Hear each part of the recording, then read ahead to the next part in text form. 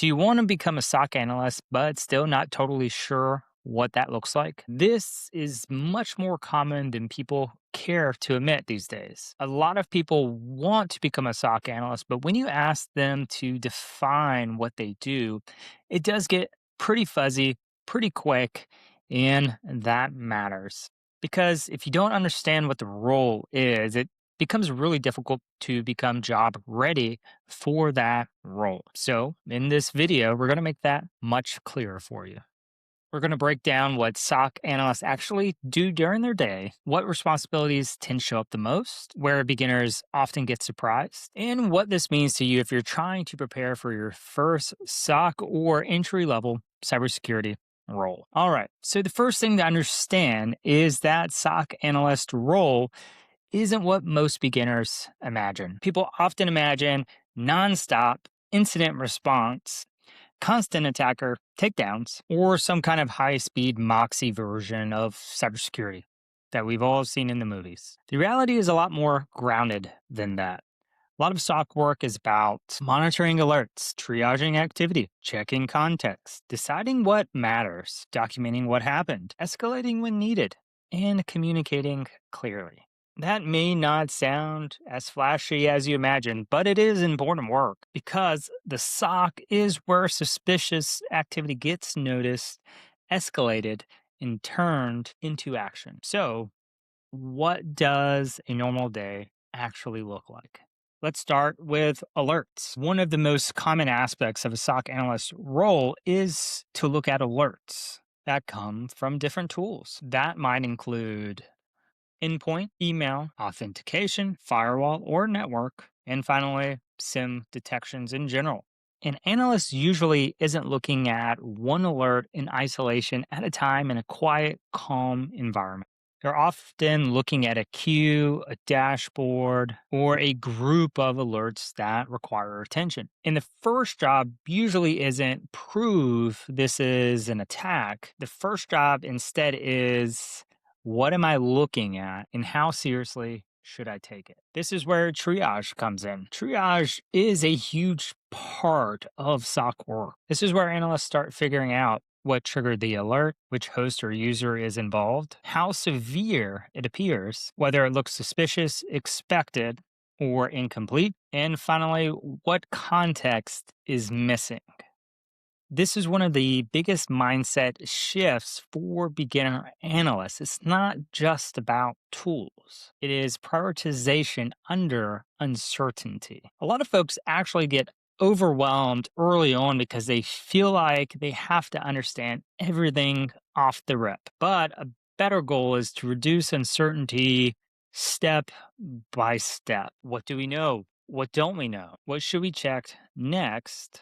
This is a much better way to think through the work. After triage, the next step is gathering context around the alert. This can include things like checking event details, reviewing usernames or the systems involved, looking at timestamps, checking process or command line activity, comparing the alert to known behavior, and reviewing whether something is part of a pattern. This is where the role starts to feel a bit more analytical. You're not just clicking around in the either, you're putting a picture together piece by piece. A lot of the value that you're providing as an analyst comes from your ability to explain what's normal, what's suspicious, and what is worth escalating or investigating further.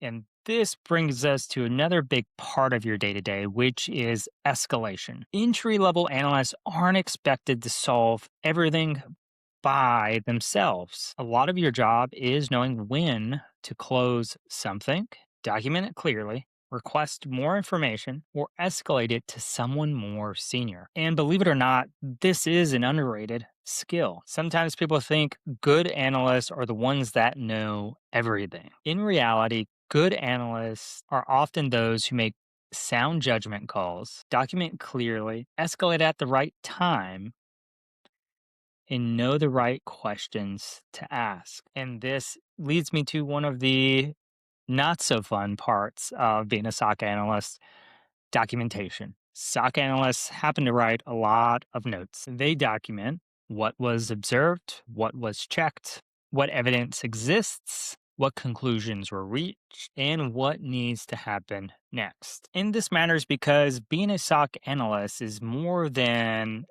just the things in your head.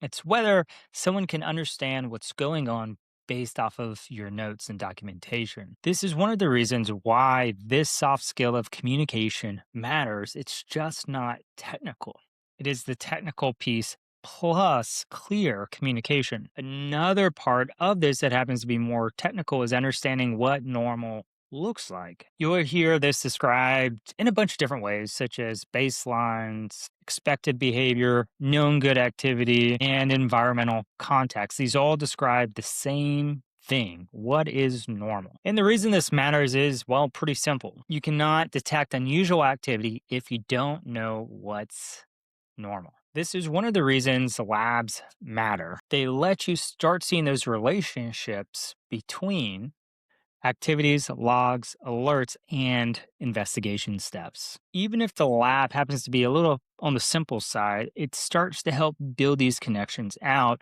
moving it from the world of abstract into tangible. So, where do beginners feel unprepared? It's usually in a few areas. They know the vocabulary, but haven't practiced the workflow. They understand alerts in theory, but not the context. They have never talked through an investigation out loud. They have not practiced note taking or escalation logic. They do not know what normal activity looks like in logs yet. And this is why job readiness is different than passing a certification. A cert can start building that baseline knowledge, but becoming job ready means you're putting in hands on practice, doing the actual work patterns behind the role you're trying to achieve. Triage, note taking, prioritization, documentation, communication. This is also why role clarity means so much after the Security Plus. Before spending months trying to prepare for a role, you need to understand what the job actually involves. If you're interested in the SOC role, you should be asking, can I explain what an analyst is trying to figure out when an alert fires? Do I understand a true positive and a false positive? Can I talk through simple examples of what I would check first? Can I explain when something should be escalated? Am I building proof that I can think through analyst style work? These questions matter a lot more than pretending you know everything. So, what does a SOC analyst actually do all day? Review alerts, triage what matters, gather context, make judgments, document clearly, escalate when needed, communicate with other people in the process. That's the real shape of the role, not hype, not fantasy, not just tools. Workflow, judgment, clarity. And if this sounds interesting to you, that's a good sign because now you're aiming for a real job, not just a title. That's exactly where job readiness starts. If this helped, stick with the series. The next step is not just understanding the role, it is learning how to prove you're moving towards that role through your resume, portfolio, in the work you can show. If you want to move beyond the cert and into the job, keep going and moving along with us in the next video.